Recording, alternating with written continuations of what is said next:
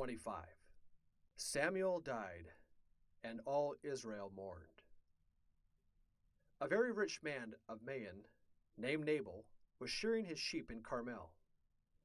David heard about it and sent 10 young men to him. The men said to Nabal, "Good health to you. We are from David.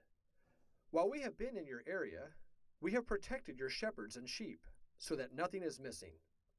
Therefore, please give your servants and David whatsoever you wish as a reward." They were right to ask this. But Nabal said, "Who is David? I'm not going to give him a thing." David's men returned to him and told him what Nabal had said. Enraged, David took his sword, gathered 400 men, and started out. David said, "It was foolish of me to watch over Nabal's men and flock. He has paid me back evil for good, so I will kill him and his men." In the meantime, one of Nabal's men went to Nabal's wife Abigail, saying, "David sent some young men to us to bless our master, and Nabal yelled at them and was very rude.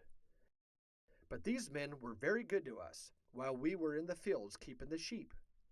They protected us day and night so that our flock was safe.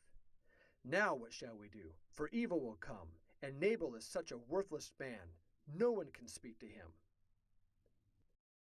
Then Abigail hurriedly gathered 200 loaves of bread, 5 butchered sheep, and other food, and put them on donkeys.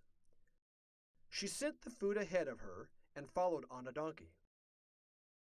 When Abigail met David, she dismounted and bowed to the ground, saying, "Please hear me. Take no regard for Nabal. His name means fool, and he is foolish. Instead, blame me, as I did not see the young men you sent. May this gift of food, which I bring to you, be given to your men.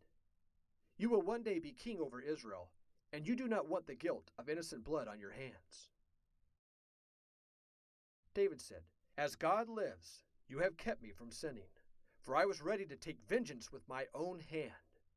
David took what she had brought and returned to his camp, and Abigail went back to Nabal. Nabal held a great feast, like the feast of a king, and became very drunk. Abigail waited until the next morning to tell him what had happened.